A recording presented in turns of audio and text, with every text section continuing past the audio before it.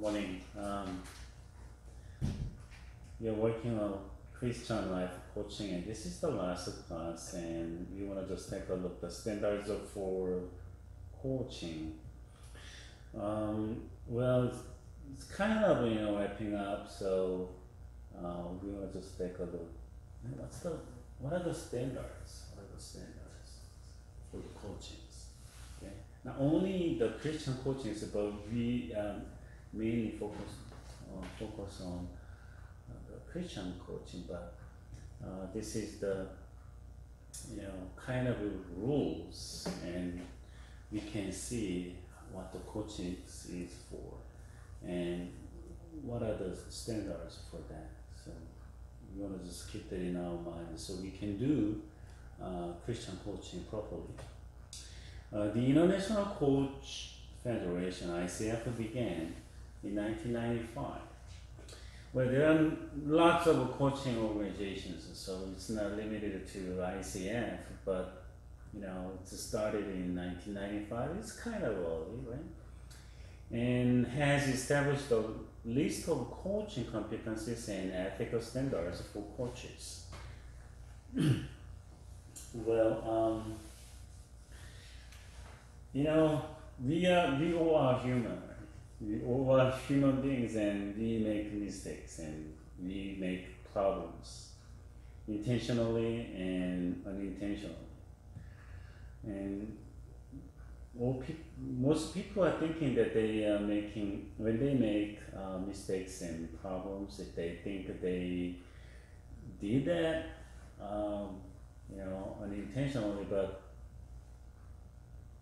I believe lots of people knew that they were doing something wrong. But so that's why we need the laws and rules and standards. If we don't have those things, how we can see if we are doing right or wrong? How can we prevent those mistakes and problems and faults? So ICF also made those kind of things for making things right. They have also established a process of evaluating and credentialing coaches based upon those competencies. See? So they set some competencies and ethical standards. So when you coach, you have to do this, you are not supposed to do that, or something like that. And there are some certain protocols so they can provide the coaching services right to their clients. And on the basis of that, those are standards and rules, so others and themselves, coaches themselves can evaluate their performances. Okay. Furthermore, they work with educational entities granting their approval should their coach educational content and process conform to those competencies and standards. Ethical things are, it's all over the places. Ethics for politicians, ethics for medical doctors, ethics for counselors and coaches. We need, even the government workers, government employees, they have ethic codes so they can follow, or they're gonna trouble, so they can be called by an ethical committee, something, and they have to explain what happened and what they did and what they're gonna do later on. So, well, there are just a little. These are the kind of little short competencies, but it's worth it to take a look at those things at the end of this class. I mean, it's this whole quarter, I think. The competencies for coaching. Number one, setting the foundation. What kind of foundations are there? A, meeting ethical guidelines and professional standards. Some coaches, whether they coaches for sports or life, they have to be careful that they, they have to keep the distances between themselves and their clients, or they're gonna just, they can make mistakes because they can fall in love with their clients, and their clients can fall in love with their coaches too. Because actually, that is more, there are more chances for clients to fall in love with their coaches because they got in trouble and they need somebody's help, and they are getting, really nice help from their coaches. Who's not like those people who can help us, right? So who can take care of them? I mean, both parties have to take care of themselves well and respect each other. But still, coaches, they have ethicals for coaching services, so they have to be careful. Okay, and there are ethical guidelines for the coaches. Absolutely, and ethicals are not short. It has long leaves. They have to be careful. And then at the same time, ethically they are right, but what about their performances? They have to work right and work hard. Not only work hard, but they have to work right and work effectively. So they have to have the professional standards so they can focus on their work. And so that's the setting the foundation number one. Okay. Ethical guidelines and professional standards. Number two is establishing the coaching agreement. Coaching agreement is between the agreement between coaches and their clients. Coachee. Okay.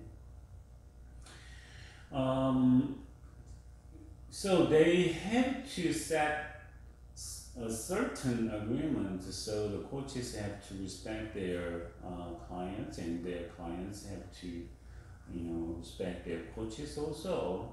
And the coaching itself is not just directing this, do that, but it's kind of, especially the Christian life coaching, it's not just directing and fixing, but they have to. They want to just, ask some questions and let their people, their clients, think about it, and just they can find something good and better, and ultimately the best they can just use, and they can set for their lives. For that, they want to just get some agreement. Both parties can satisfy with. Okay. All right. And number two is co-creating the relationship. Co-creating means it's working together. As I said, the coaching is not just directing, do this, don't do that, okay, something like that. But that is a kind of mutual relationship, so the coaches can stimulate and encourage those coachees, the clients, think and do something for their own lives.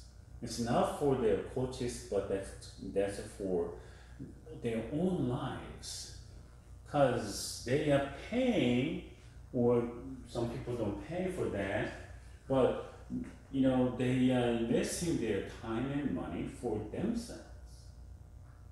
Why they have to do that? Well, when you see the LA Fitness or 24 hours or what is that? The worldwide one?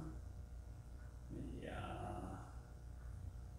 I just forgot the name, but it's nationwide gym, kind of little gyms, so they are spread out all over the places in the United States, and sorry, I just forgot their signboard must be the background is black, and just forgot how. Okay, and when you just go to gym, you know you have to do exercise for your healthy lives, healthy body, and healthy mind. Because whenever you work on your body, you can feel kind of energy, and your mind can be refreshed. So working out is pretty good for you. And coaches can recommend that. Anyway, when you go there, you can do whatever you want. But how many people do their work by themselves well? That's why there are some personal trainers. So what's so-called PT. Personal trainers, they just help the people, and they can analyze those people's current conditions, and they can just test those people, and then they can set up some schedules and routines they can do for a while, and then they just watch them and correct their postures, because they are not supposed to do this or something, but they have to do this. So you do this 10 times, 3 sets, and 30 seconds break. I'm gonna just count it. They just stand by or sit by you, and then they just direct to you, do this and do that, and encourage you. Those are personal trainers. Why people pay for that? Why people need that? Okay, when you read those directions on all kinds of machines or things, you can read it and you can understand and you can follow it. But why people need personal trainers? Some people got huge benefits from personal trainers because it's pretty hard for people to understand what's going on in their bodies, and they have way low energy they can do by themselves, so they just pay extra money to their personal trainers, and they just follow. It's kind of funny. I pay and I just follow your direction. But people can get lots of benefits from it. Because they can get right postures, and they can just train the schedule. They can follow the scheduled training, so they can meet their goals for the 6 packs. I have 1 pack, but 6 packs, and muscles and kind of strong legs for certain reasons. Whether they if they are working on other sports, they can just try whatever they need. So they can get lots of benefits from PT, so they pay for that. So establishing a code, but the code creating the relationship is kind of trusting and in building the intimacy with the client, so they can work together. It's not just to do this, right? So building relationship is kind of crucial for everything, but especially the coaching, because coaching is for just sharing. The clients can share lots of personal things to their coaches, so that they can get better solutions and proper solutions for themselves. So building relationship is crucial. B is coaching presence. So it's not just building relationships, but they wanna just use the coaching skills and coaching theories and coaching techniques, so the clients can get benefits from that. Okay, so co-creating relationship is important. The number 3 is communicating effectively. All right, you like your clients and your clients like you, coaches. But for the better understanding, we need good communication. Okay. Well, you can be good person, and your partner can be good person, but there can be some problems. And Masha McLuhan studied is the father of communication, and when the communication is kind of young and kind of still new academic area, but it was not part of the academic area. Because communication, who just wanted to study communication a long time ago, but when that started, people could see, they need lots of good communications, unless they can miss others, wants and needs, right? And they can just provide something the other parties don't like, actually, or don't expect. Okay. So communicating effectively, so important. A, active listening. Active listening means you can hear, or when you talk with your friend or your coach, your partner, your kids, you wanna just look face to face. When you wanna just talk real things, okay? You just look face to face and say something you want, okay? And active listening, for the active listening, you don't want to just sit back or just put your arms like this. But you better just lean a little bit toward to your partner or person you want to talk with, a little bit, lean forward. You don't want to do this, but you just lean toward, and then just listen. It's not just the hearing, but the listening. Active listening means if you understand, you just send that you are listening and you are understanding. Okay. Not only nodding, okay, your hands are important too. You don't want to you just sit and just listen carefully, and then you just use your hands. Okay. You can use some gestures if those are proper, and you can speak out something. Oh, I see. That's why. Oh my goodness. Those things are important. And then you can just rephrase what the other party said. Okay? Oh, you mean you got bothered because your brother usually doesn't make his bed. And then you have to do it because your mom pushed you to do it, right?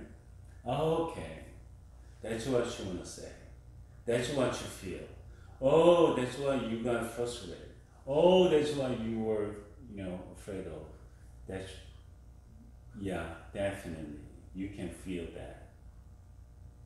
Something like that. Those are active listening. So the other party can see that you are literally listening, right? Okay. Not only your ears, but your face, facial expressions, and kind of inclinations and some gestures and rephrasing. Those are active listening. B is a powerful question. So you can ask questions to people. You want to ask questions to people. You want to just ask the right questions. So at that moment, what did you feel? So what happened to you when your brother doesn't make his bed tomorrow, in the future, all the way on, for a week, for a month? What is your plan for that? You're going to talk to your brother. Okay, why do you want to talk? When do you want to talk? How are you going to talk? And then what if it happened to the relationship between you and your brother? What do you expect he's reacting to you? What do you expect your brother, talk you back? What's going to be his answer to you? Do you really think he's going to do that? Or something like that. So you want to ask powerful questions. It's not just questioning this and that, but you want to just find crucial questions you want to ask so that your client can think about those important things, and they can just make a plan or change the plan. Okay. Or they can have some power, they can endure more and break through the problem they have. Number C is direct communication. Okay. So you want to just say something clearly, because you don't want to just murmur. You don't want to just repeat what you said a moment ago. Repeating, well, it can be assertive sometimes, but it's boring, right? So direct communication is useful. You don't want to just have somebody to talk to your client. You want to just call or just meet and talk. That's communicating effectively. Number 4 is facilitating learning and results. So coaching is not just directing, but it's a chance to teach something to your clients at the same time, because they have to learn something. They can ask you some, teachings too, because they don't know. You don't want to answer everything, but you can teach some, so your clients can get, better understanding, and then on the basis of that, they can choose something better.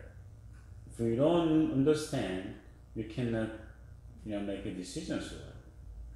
So number one is creating awareness. So you have to understand it.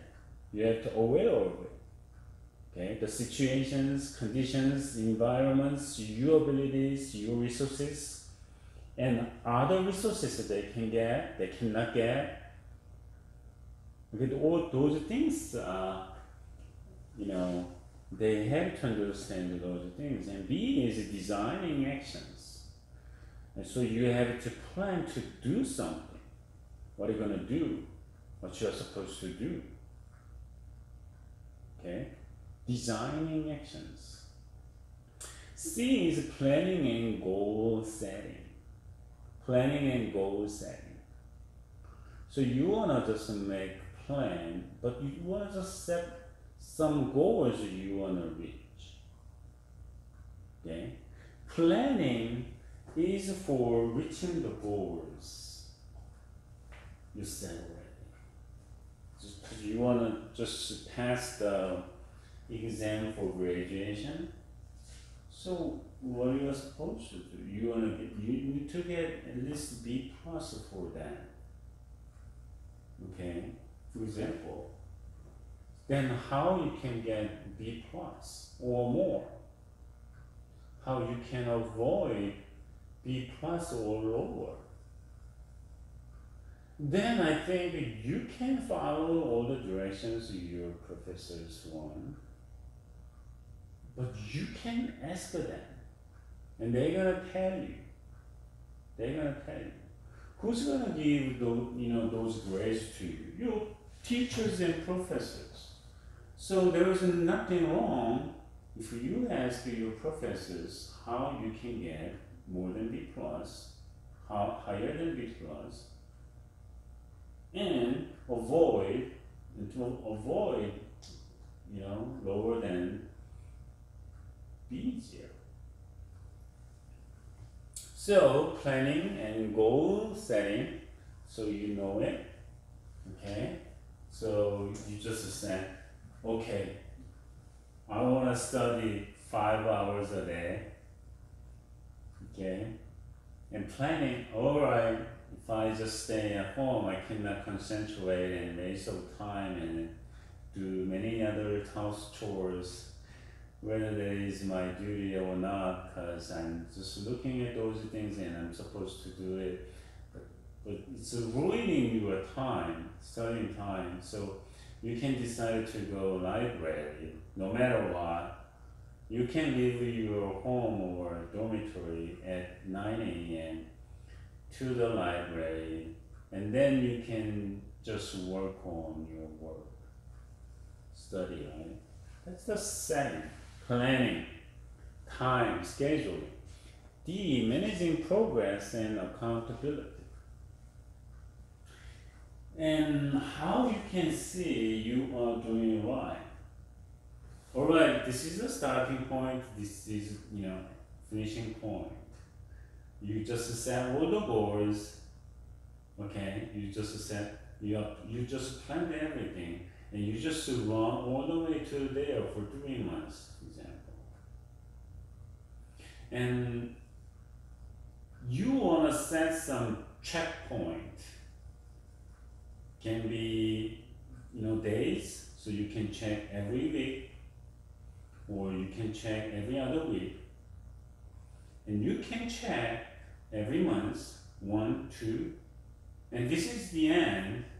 You can check, after that 2, so you can see, what you have it. What did you do?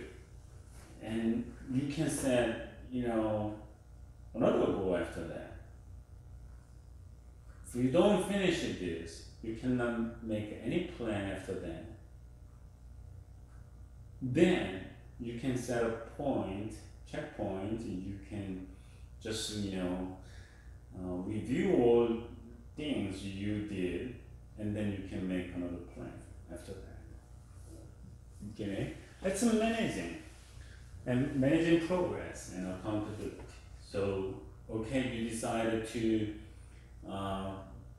leave your apartment or dormitory at 9 and study 5 hours, 3 hours in the morning, 2 hours in the afternoon. Okay? So you can check. Am I doing right? Am I keeping the time to study?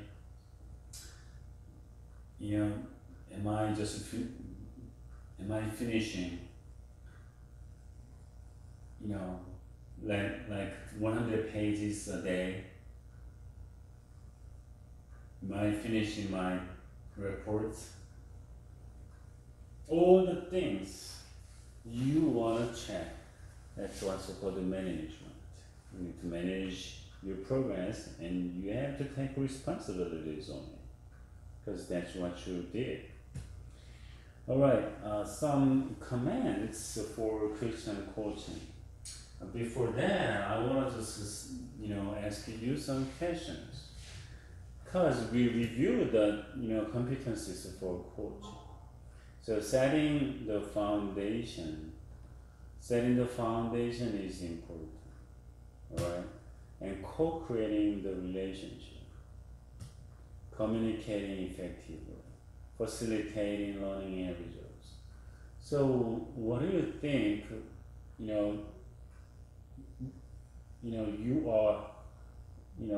you have strengths on some points, or what is your weakness on it? Well, I think you can feel some strengths on certain points in like building relationships, but you can be poor on managing progress and accountability, right? Or you can be generous to yourselves, but you are pretty harsh to others. And you don't want to use your standards to yourselves. There are many things. You can design actions, but you don't implement it. Okay? You can set really nice goals.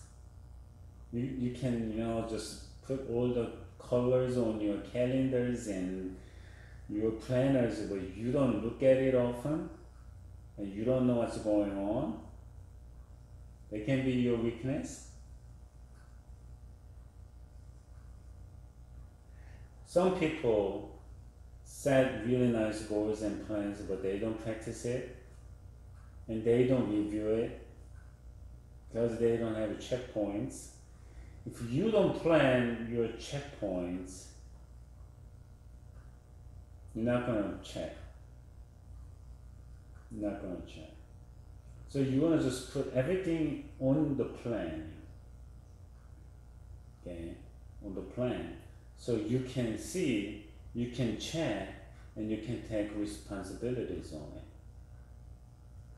it. Okay? Well, those are competencies ICF said, and we can get clear picture for that.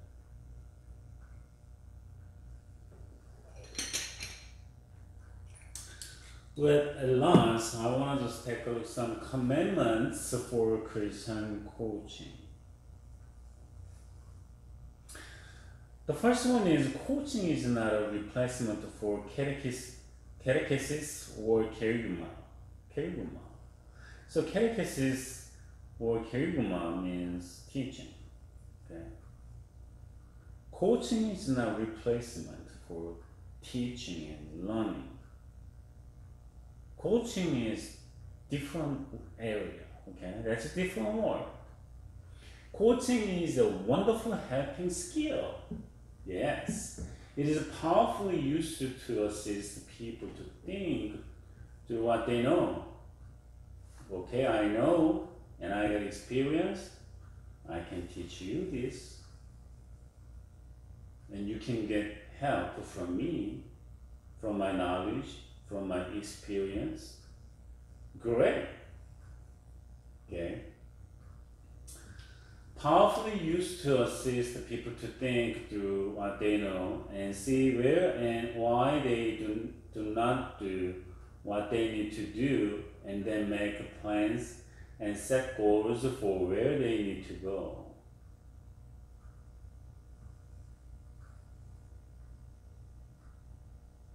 Okay? This does not mean that there is no room for catechesis or kerygma. Okay?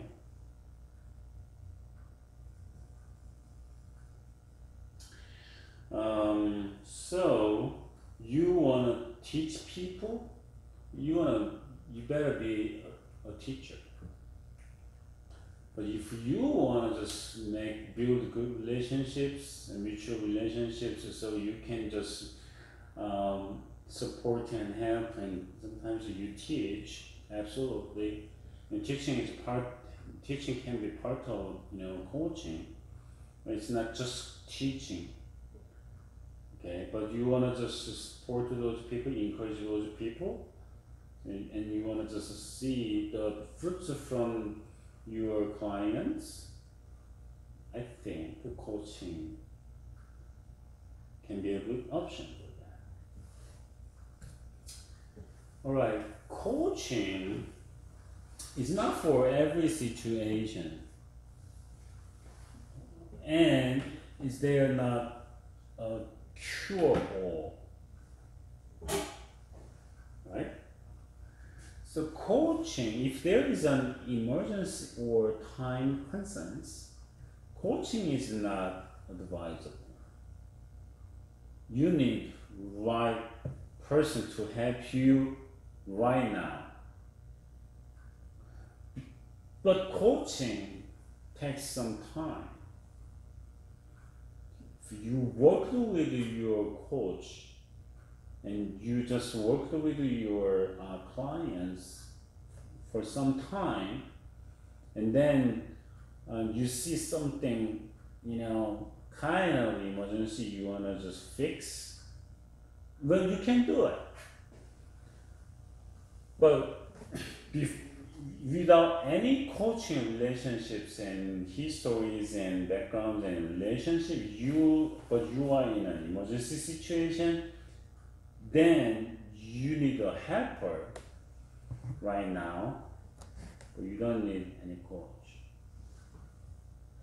For example, you got cut here. What do you need? EMT, 911, firefighters, medical staff, emergency staff, okay? You don't need a nutritionist.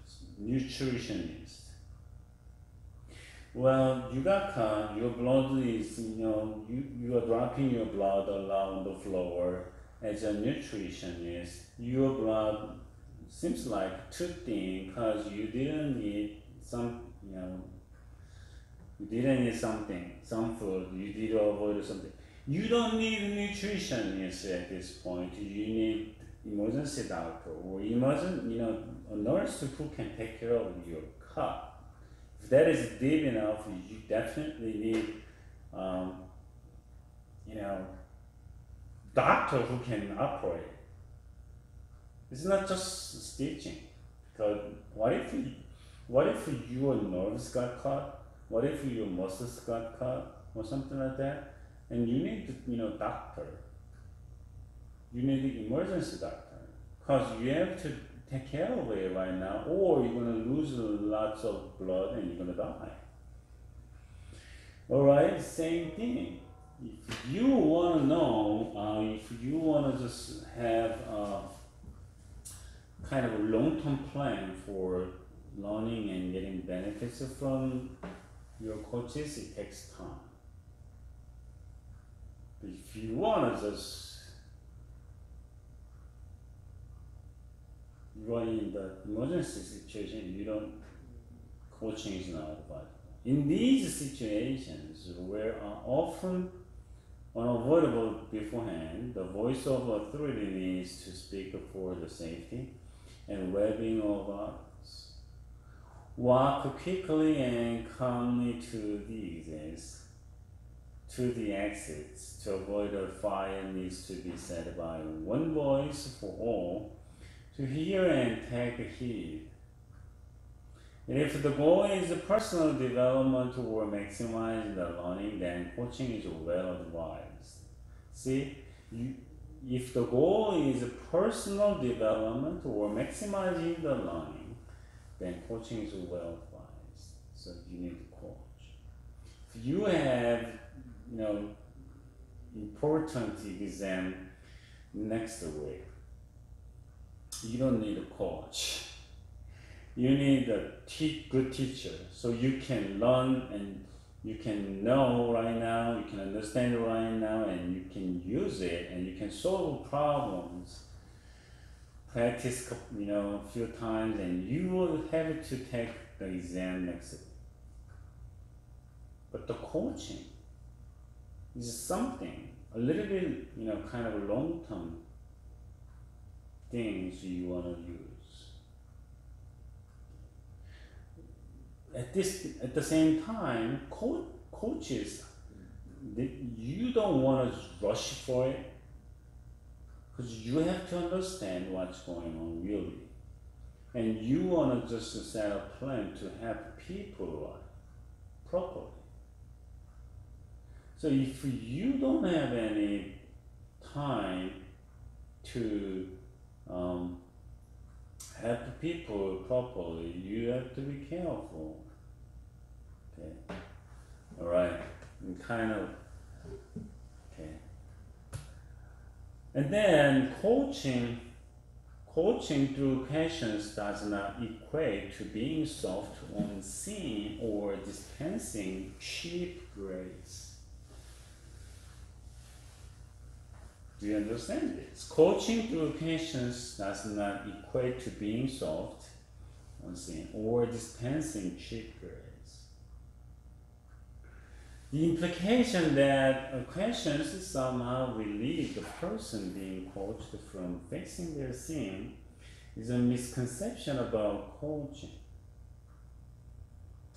Just because the coach does not preach at the person proclaiming law and gospels does not mean that this is not taking place. Refer to the case of God seeking out Adam in the garden, and you find a deep conviction of sin through God's question. Okay? So coaching through questions, right? So God did ask lots of questions to Adam and Eve after they made a sin. It doesn't mean that God was not willing to punish them. Okay? Well, some parents can scold kids right away without understanding what happened, because they assume, and parents think they know everything what happened, and parents think that they know everything about their kids, so they can assume and they can jump in to the problems, and they just try to give solutions right away. But it can be wrong.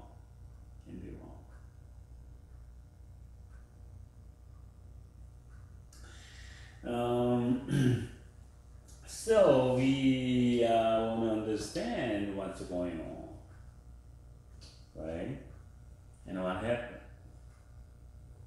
Or there can be some problems, right? All right. And coaching is not only dialogue through questions. It's chatting.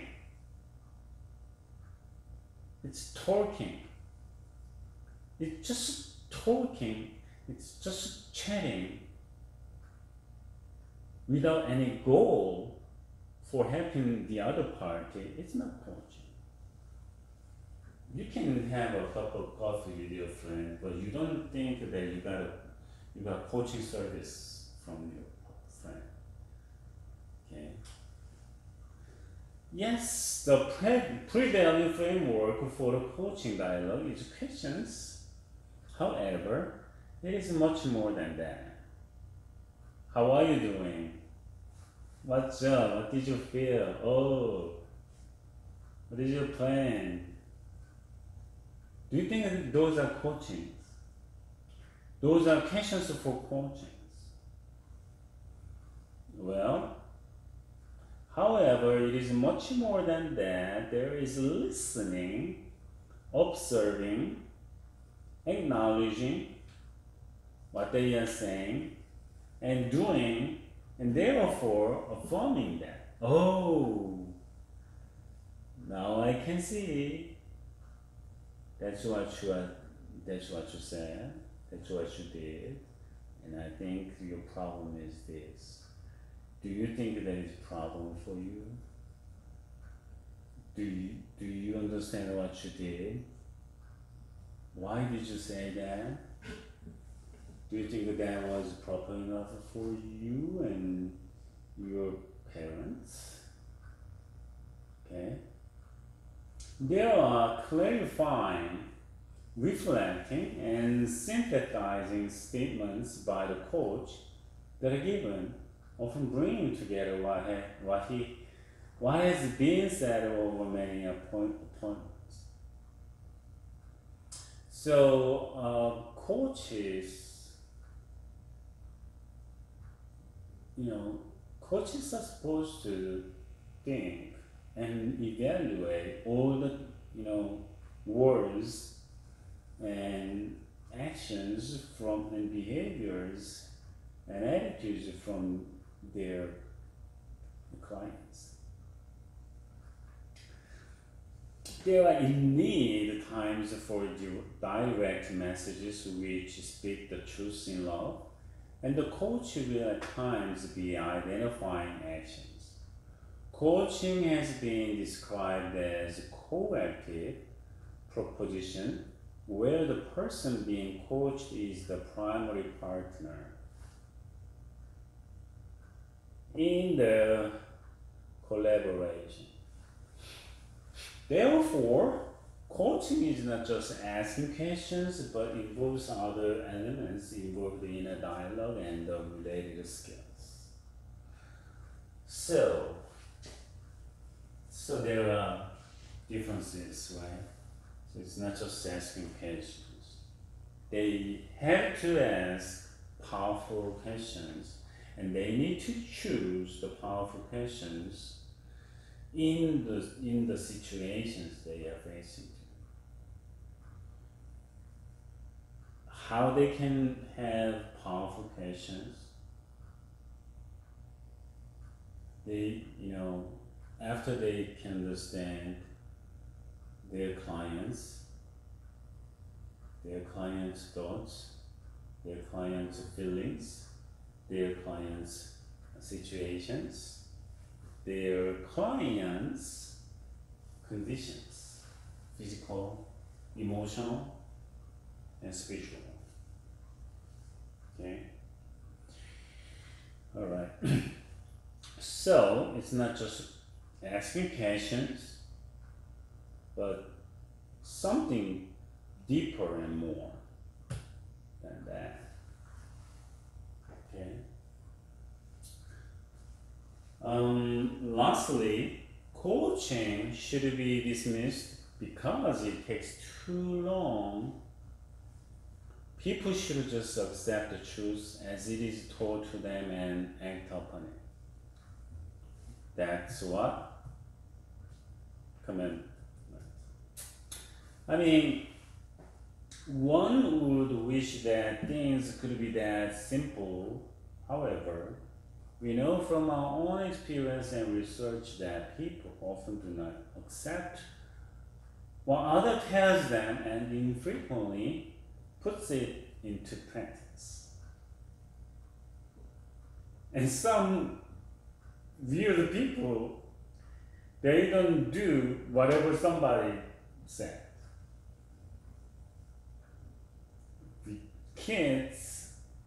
Your kids got, if you ruined the relationship with your kids, they can say they're not going to do anything what you said, what you say to them, right?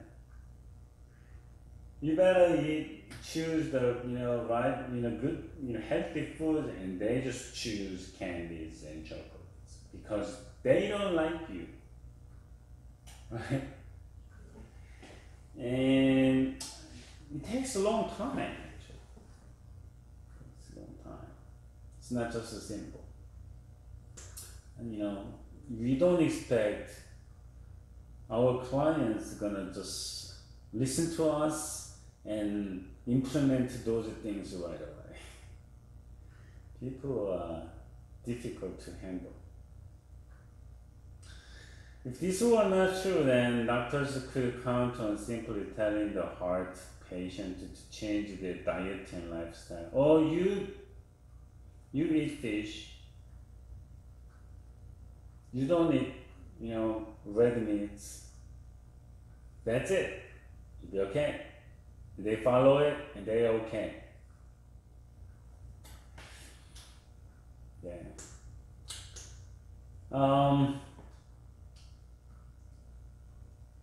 Pastors could count on simply telling people to bear witness to their faith, and the people would quickly conform. Yeah, human beings and human relationships do not work that way. This is parallel to the truth from Romans 7:8.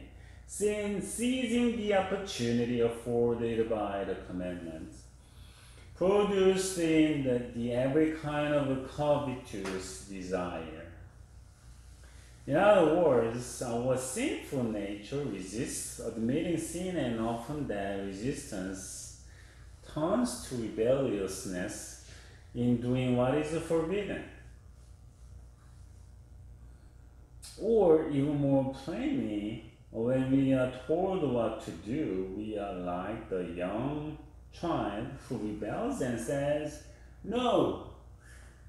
Or in their rebellion does the exact opposite.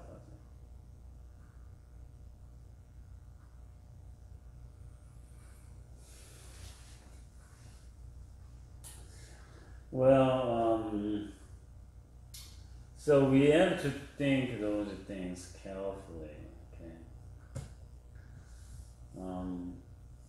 Coaching, you can say coaching is something we want to change people. It's hard to change people. Even you gave birth to your kids, you can't change your kids much. What if they're grown up and there are less chances you can change your kids?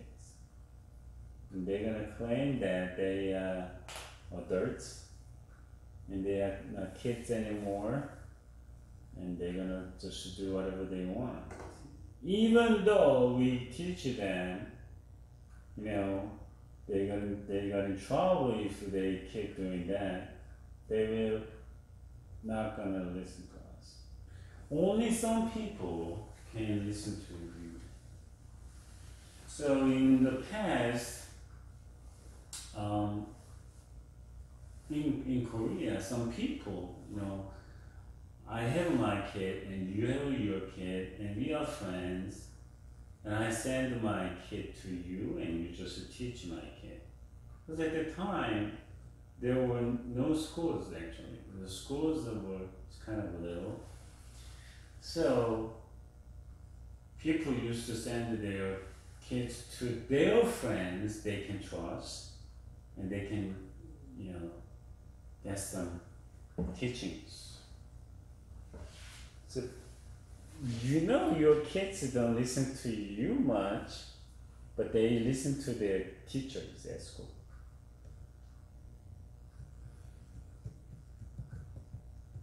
Kind of funny. Kids are supposed to listen to their parents first, but as time passes, they don't listen to their parents, but their friends, their teachers. It's not easy to coach others. That's why you need certain agreements. You can't just say, I want to be your coach, you are my client from now on. Doesn't work that way. Building a relationship takes a long time, and people betray very often. And in most cases, at the worst timing. So we have to know it. If we don't understand that, we're gonna just lose our clients and we're gonna cry. And coaches be strong. Okay? Coaching other people is not simple work. It's not just, easy work. You better just sell things you just make. It's way easier. Well, it can be, challenging too. How are you gonna sell those things? But you just work on people, and if you don't expect any, those hazards, those risks, those problems, you gotta try. Well, sometimes it can be, it's not your fault and their fault, but you cannot blame them always for that, for the coachee and coachee relationship. So you have to be careful. If that is your job, I'm sorry for that. It's not an easy job. It's not an easy job. Well, being teacher is way easier than being coaches, I think. Well, there are some cons and pros and cons, but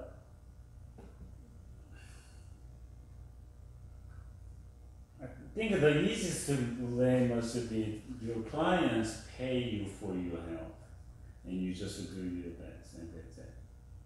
But if you have to offer any help to people there, it's gonna be tough.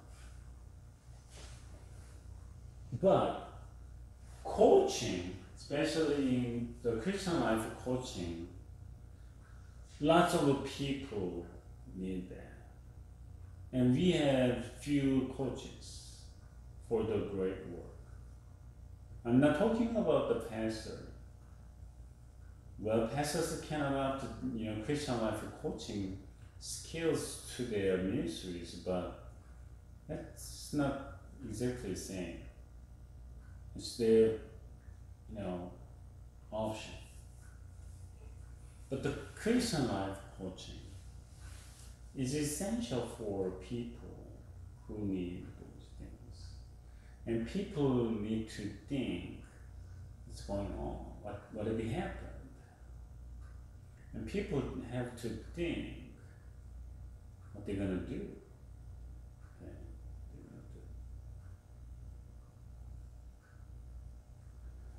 So, keep those things in your mind and think about it. And you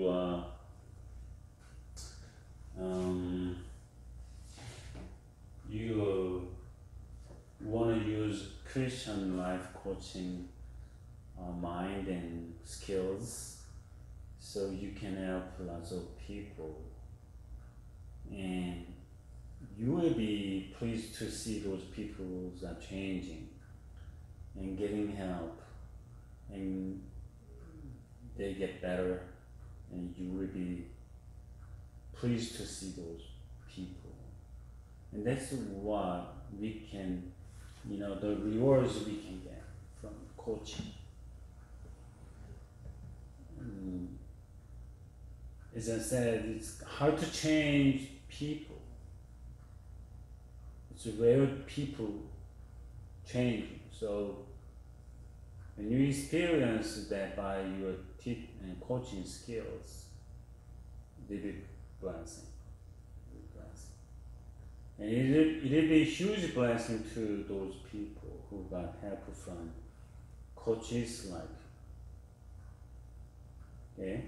So Christian life coaching, that's great. It's not easy,